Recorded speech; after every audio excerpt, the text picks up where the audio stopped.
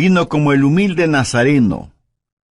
Cuando venga por segunda vez, vendrá como Rey, como Señor, y vendrá para ser glorificado y admirado por sus santos. Aquel que fue despreciado, ridiculizado, golpeado, flagelado, coronado con espinas, clavado en una cruz y enterrado en una tumba ajena, es el que vendrá por segunda vez. Y aunque su segunda venida será horrorosa para sus enemigos, será un día de gloria para sus hijos y sus hijas. Los santos de todas las edades, al pensar en su segunda venida, no dejaron de orar: «Ven pronto, Señor Jesús». En el verso 7 leemos: «Cuando se manifieste el Señor Jesucristo». Note que el apóstol no dice «si es que», sino que dice «cuándo», no como pregunta, sino como confirmación. Ahora, ¿cuándo será eso? Jesús regresará en el momento preciso. La Biblia dice que Jesús vino la primera vez en el cumplimiento del tiempo. Ni un minuto antes ni un minuto después. De la misma manera, su segunda venida será a tiempo. Busque Malaquías 4:2. Mas a vosotros los que teméis mi nombre, nacerá el sol de justicia, y en sus alas traerá salvación. Déjeme decirle algo acerca de este sol de justicia. Usted no puede ni acelerar ni detener la salida del sol, ¿verdad? Pues así será la segunda venida del Señor. No podemos ni acelerarla ni detenerla, pero un día Él vendrá nuevamente. Abrirá la cortina de la mañana y alumbrará al mundo con la adorada luz de su segunda venida. Piense conmigo en lo maravilloso de esa mañana. Mire el verso 10 de 2 Tesalonicenses 1. Cuando venga en aquel día para ser glorificado en sus santos. La palabra glorificado en el original griego conlleva la idea de admiración, de asombro. Piense en lo que vamos a ver que causará nuestra admiración, nuestro asombro. Vamos a ver la realidad de su amor transformador. Aquellos que fueron necios y odiaron a Dios serán conquistados por su soberano amor. Aquellos que fueron ciegos espirituales, sus ojos serán abiertos al glorioso esplendor del Evangelio del Señor Jesucristo.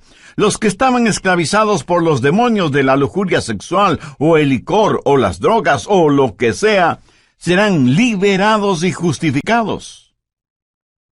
Veremos a todos los santos de Dios resucitar con cuerpos glorificados, cuerpos como el del Señor Jesús. Y lo veremos como rey, como profeta, como sacerdote. Y no habrá vestigio de pecado en nosotros. De todas estas cosas nos admiraremos y asombraremos cuando Jesús venga por segunda vez. Pero no solo nos maravillaremos de su amor transformador, sino que también de su gracia salvadora. Pablo les dice a los tesalonicenses: cuando venga en aquel día para ser glorificado en sus santos y ser admirado en todos los que creyeron. ¿Qué es lo que nos capacita para ser arrebatados y transformados de esta manera? No por nada de bueno que hayamos hecho, sino como la Biblia lo dice tan sencilla pero sublimemente, por haber creído en el Señor Jesucristo. Su amor es el amor transformador que provocará nuestro asombro, y su gracia salvadora será motivo de nuestra alabanza. Ahora ponga su atención en la frase «en todos los que creyeron». Piensa en eso. Ninguno de ellos se perderá. Ningún hijo o hija de Dios se perderá. Cuando Jesús nos salva, Él nos guarda y protege. Jesús dijo: «Yo les doy vida eterna, y no perecerán jamás, ni nadie las arrebatará de mi mano». Y no debemos pensar solo en lo maravilloso de su venida, sino también en el testimonio de su venida. Pablo, al escribir a los hermanos en la iglesia de Tesalónica, les estaba dando su testimonio. Hermanos, aquel Jesús que vino, vendrá otra vez. Y ellos creyeron ese testimonio. Pero Pablo constantemente testificaba sobre la segunda venida del Señor. Ese era uno de los puntos fuertes de su predicación, y los hermanos recibieron el testimonio del apóstol. El apóstol les dijo: les hemos dado testimonio a ustedes que creen. ¿Sabe usted cuál será mi mayor gozo cuando esté en el cielo? El ver a personas a las cuales tuve el privilegio de presentarles al Señor Jesucristo. Yo no quiero ir al cielo sin haber hablado a nadie de Cristo. Eso sería una vida totalmente desperdiciada, ¿no le parece?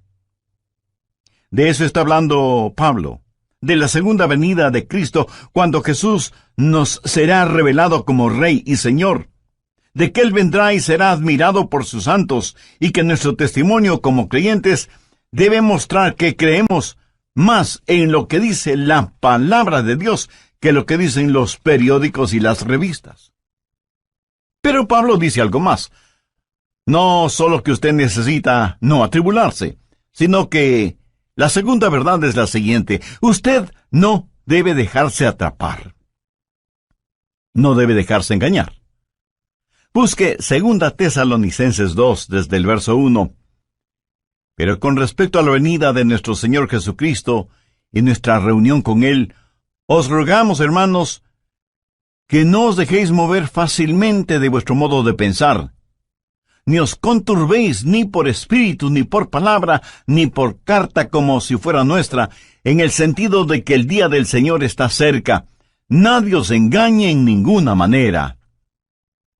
Ahora, lo que sucedía en la iglesia de Tesalónica es que había una diabólica decepción.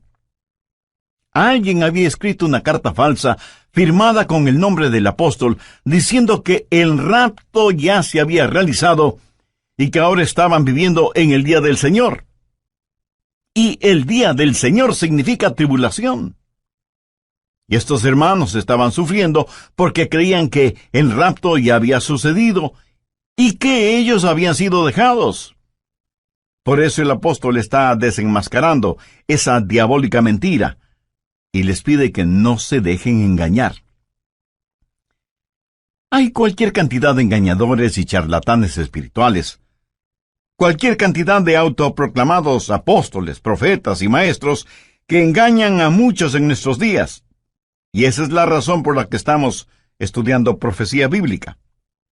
Pablo les dice a los hermanos: confiad en lo que os decimos. No se atribulen, no se dejen atrapar, no se dejen engañar, no se dejen engañar por nadie de ninguna manera. Y comienza a decir lo que va a suceder para que lo sepamos. ¿Y qué es lo que debemos esperar? Mire desde el verso 3. Nadie os engañe de ninguna manera, porque no vendrá sin que antes venga la apostasía, y se manifieste el hombre de pecado, el hijo de perdición, el cual se opone y se levanta contra todo lo que se llama Dios o es objeto de culto, tanto que se sienta en el templo de Dios como Dios, haciéndose pasar por Dios. ¿No os acordáis que cuando yo estaba todavía con vosotros, os decía esto? Aquí Pablo comienza a hablar de la venida del anticristo, llamado también la bestia, el hombre de pecado, el malvado, el hijo de perdición, y el juicio de Dios viene sobre él. Y Pablo dice que para que el día del Señor se haga realidad, primero tiene que darse la apostasía, y luego vendrá el anticristo, a quien el apóstol lo llama el hombre de pecado. ¿Hay o habrá un hombre tan depravado que la Biblia lo identifica como el hombre de pecado? Actualmente estamos viendo cuán lejos ha ido la raza humana. Comenzó con el pecado del hombre y terminará con el hombre de pecado. Este hombre será la esencia misma del mal, la encarnación de la maldad, la perversidad en forma humana. Será el diablo luciendo ropaje humano.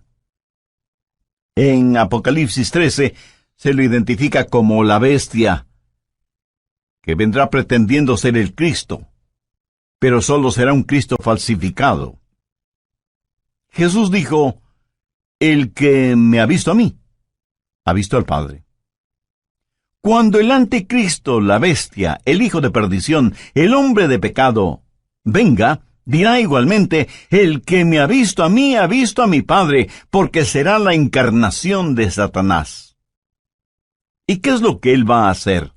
Mire el verso 4. Se opone y se levanta contra todo lo que se llama Dios o es objeto de culto, tanto que se sienta en el templo de Dios como Dios, haciéndose pasar por Dios. La suprema ambición del diablo es el ser adorado. Mire lo que él dijo en Isaías 14:14, y seré semejante al Altísimo. ¿Lo ve?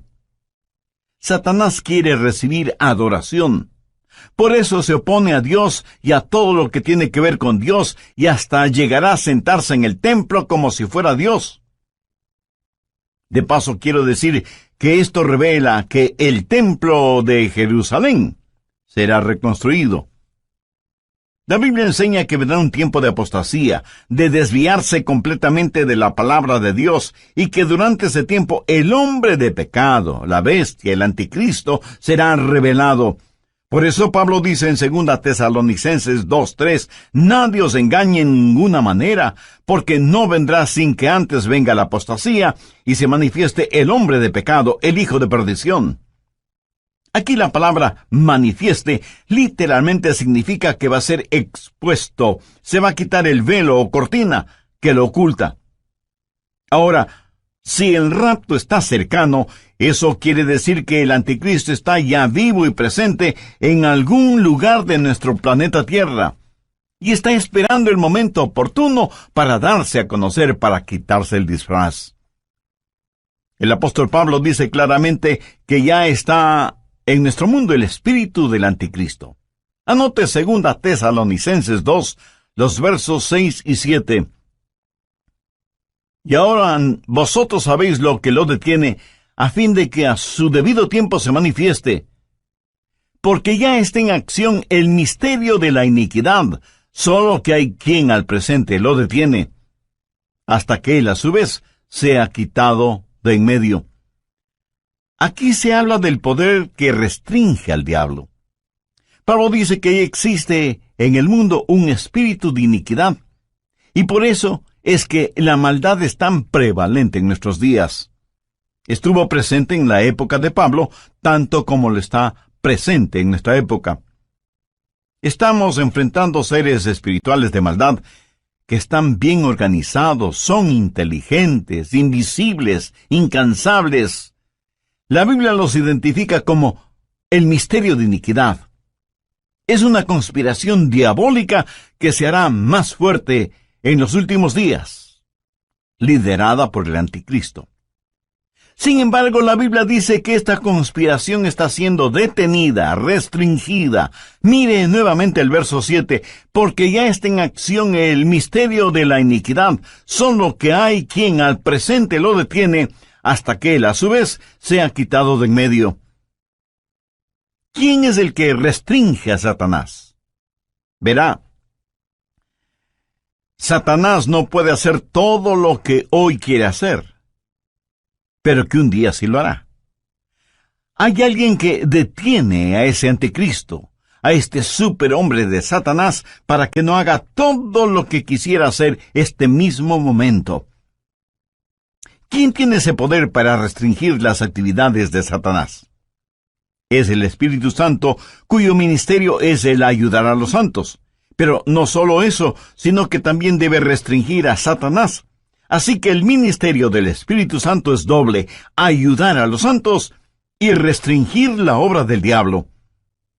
Cuando el rapto se haga una realidad y los creyentes sean arrebatados para encontrarse con el Señor Jesús en el aire, el Espíritu Santo que vive en nosotros será quitado del camino.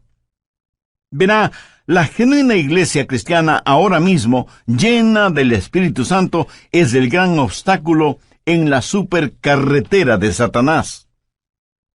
Al diablo le encantaría ver desaparecer la iglesia. El diablo quisiera detener la difusión de mensajes como este que le estoy entregando ahora mismo.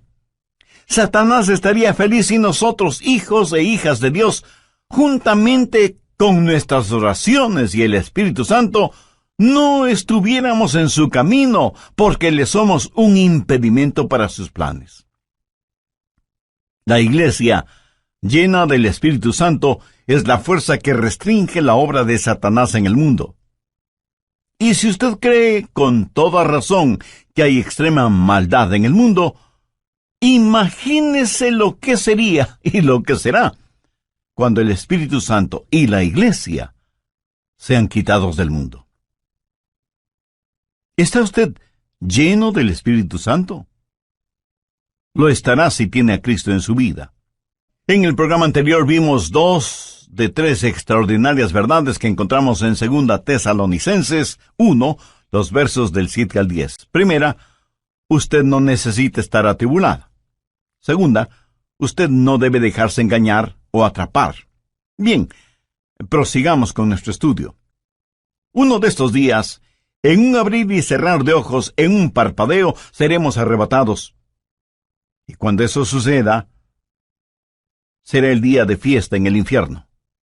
¿Por qué? Pues porque ya no habrá restricciones para Satanás.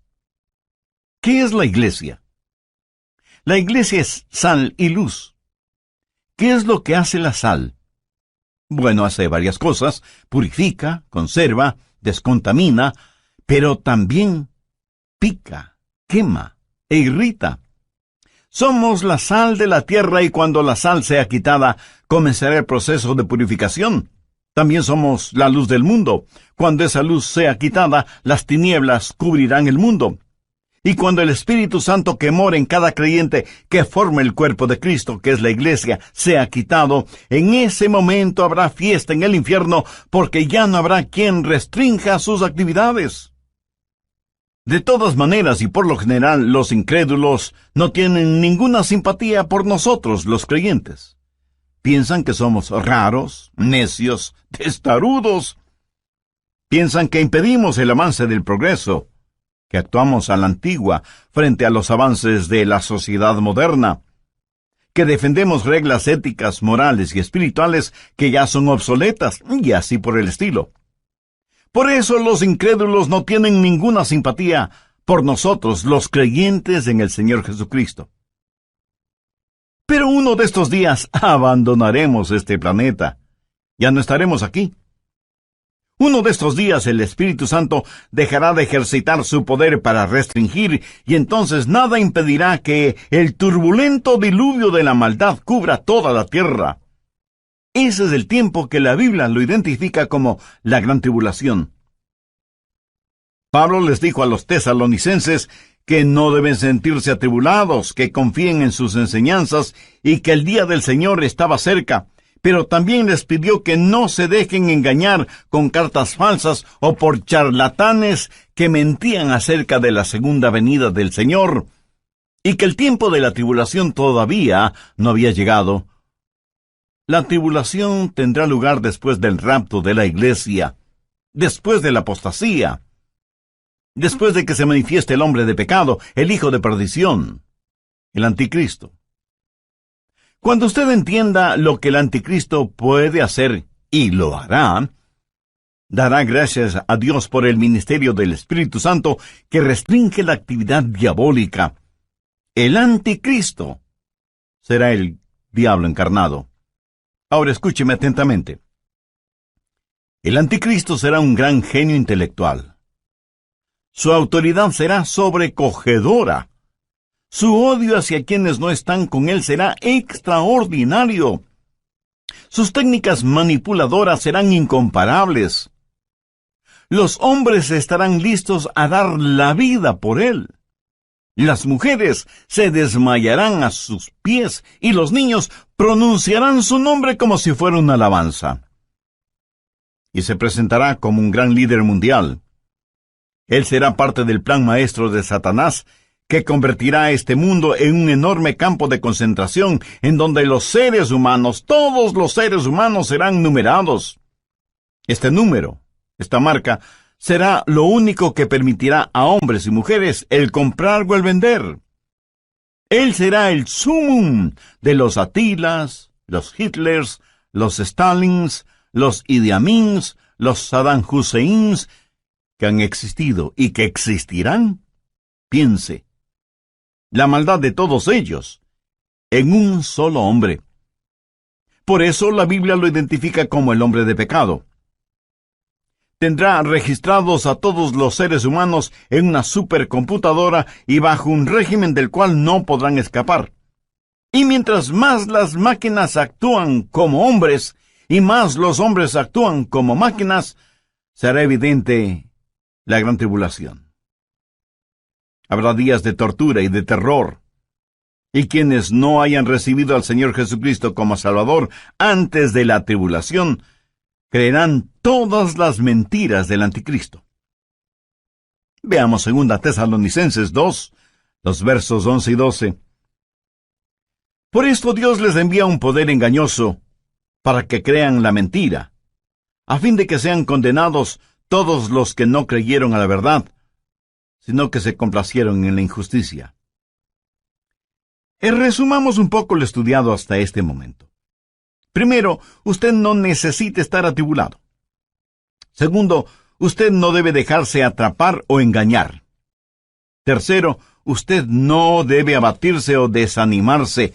Mire lo que dice el verso 8.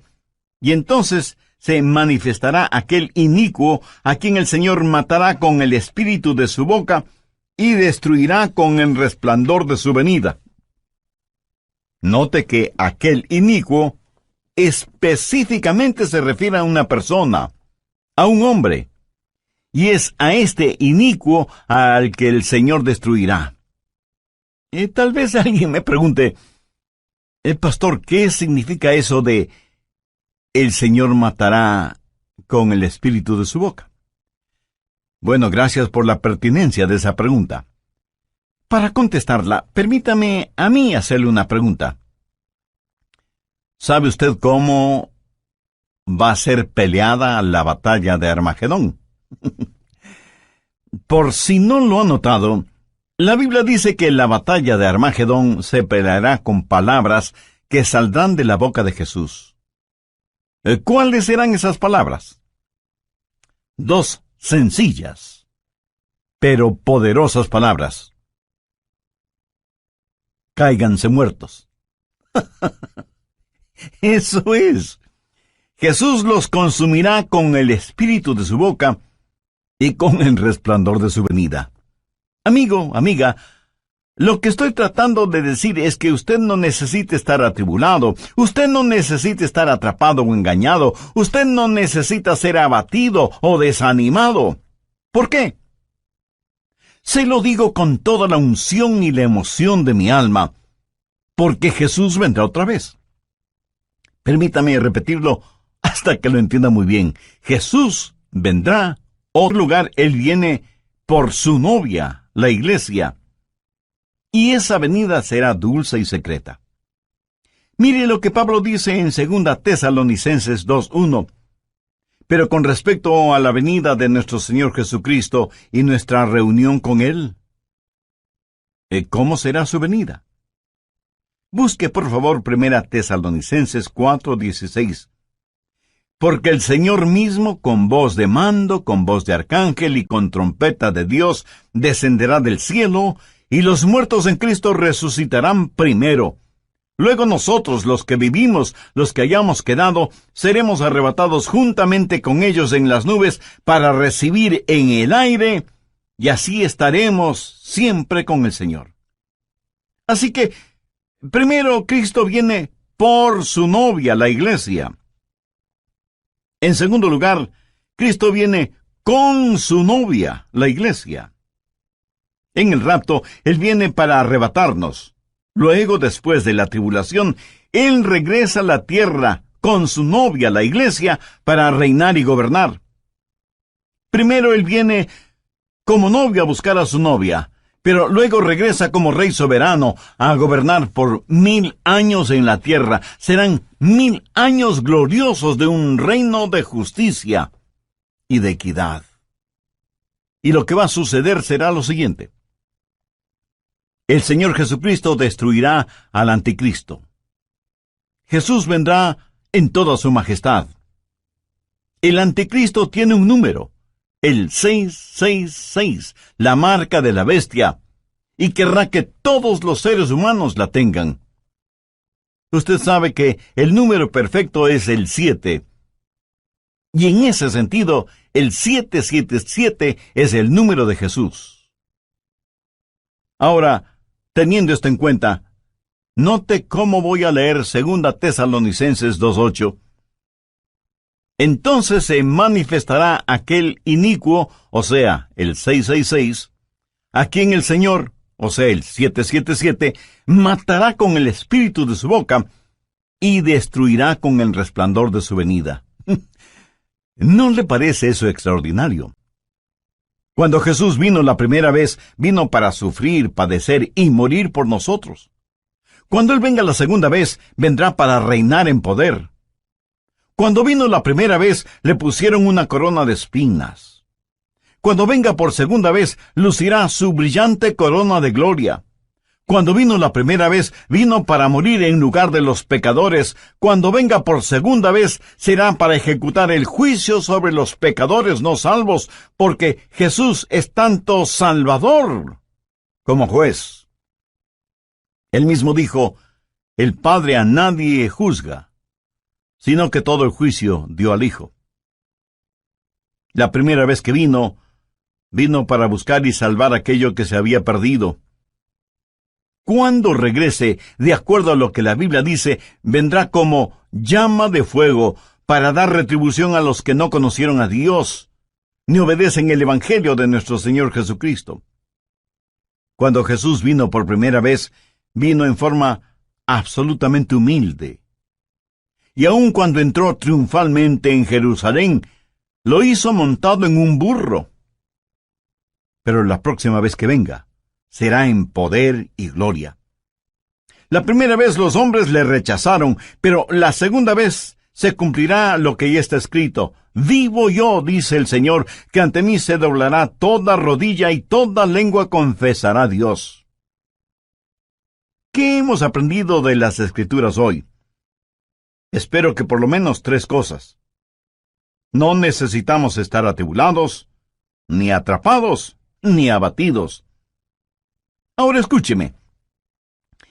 Si yo no conociera la Biblia, si no supiera nada de profecía bíblica, si no entendiera quién es Jesús y cuál es el plan de Dios para nosotros, le puedo asegurar que sería el pesimista más grande del mundo. Este mundo es como una tragedia escrita por Shakespeare o Cervantes. Tragedias en las cuales uno solo es el espectador, porque nada puede hacer, y menos sin Cristo. Pero así es el mundo en que vivimos. Por eso digo que si no fuera por la realidad de Cristo, por la seguridad de su palabra, por el fiel cumplimiento de las profecías, si no fuera por esas cosas, yo sería el campeón de los pesimistas. Pero no. Escúcheme, soy un convencido optimista. Sé que el Cristo que vino la primera vez regresará. Busque Hechos 1:11. Este mismo Jesús que ha sido tomado de vosotros al cielo, así vendrá como le habéis visto ir al cielo. Ahora, ¿qué significa todo esto para nosotros? Significa que estamos en los gloriosos días, que son los del principio del fin. Y necesitamos dar el siguiente paso. Mis amigos, estos no son días para aletargarnos, o para retroceder, o para callarnos, hasta que el rapto llegue y seamos arrebatados. Debemos pelear nuestra batalla hasta el límite. Yo quiero dejar este mundo como un cristiano maduro. Quiero ser mañana un mejor cristiano de lo que soy hoy. Quiero amar al Señor Jesucristo cada día más y anhelo crecer en la gracia y el conocimiento de nuestro Salvador. ¿Y qué de usted? Quiero, como el apóstol Pablo, llegar al final de mi vida y poder decir, he peleado la buena batalla, he acabado la carrera, he guardado la fe. Por lo demás me está guardada la corona de justicia, la cual me dará el Señor juez justo en aquel día, y no solo a mí, sino también a todos los que aman su venida. ¿Lo notó? El gran apóstol Pablo, al final de su vida, dijo que continuaba subiendo y subiendo. ¿Qué significa esto? Que hay un factor de intercesión. Si Jesús regresa, debemos estar orando por los nuestros que aún no conocen al Señor como Salvador. Debemos alcanzar a cuantos podamos y prepararles para el rapto. Debemos ganar almas para Cristo. Así que, no tenemos solo un factor de intercesión, sino también el factor de ganar almas, de decirle a la gente acerca de Jesús. Debemos tener compasión por las almas que se pierden sin Jesucristo, así como también Él tuvo compasión por nosotros. Y hay además el factor preparación. Usted debe sumergirse en las verdades de la Biblia. Este mundo es tan vil y corrompido, y usted necesita defender y enseñar a sus hijos, a sus nietos. Atesore las profecías bíblicas en su corazón y compártalas en su hogar con sus seres amados, y afuera con los vecinos, y en la oficina con sus amigos. Prepárelos para lo que vendrá sobre este asunto. Yo siento verdadera pena por aquellos que no quieren entender las cosas de Dios y que por lo tanto no tienen un fundamento, una roca sólida en la cual afirmarse durante estos tiempos peligrosos que vivimos. Y finalmente, tenemos el factor del consuelo. Gracias a Dios que podemos decir, ven pronto, Señor Jesús. Ahora, si a usted le molesta la realidad del regreso del Señor Jesucristo, eso quiere decir que usted ama las cosas que este mundo ofrece, y consecuentemente no ama a Jesús. Porque si usted amara a Jesús, estaría más que anhelante de su segunda venida. ¿Por qué? Porque ese será un día extraordinario cuando Él venga con sonido de trompeta, y en un abrir y cerrar de ojos seremos arrebatados para encontrarnos con el Señor en el aire. Entonces cada uno de los redimidos podrá decir en forma personal lo que en forma tan convencida dijo el rey David: en cuanto a mí, veré su rostro en justicia, estaré satisfecho cuando despierte a su semejanza. ¿No le gustaría a usted también poder decir lo mismo?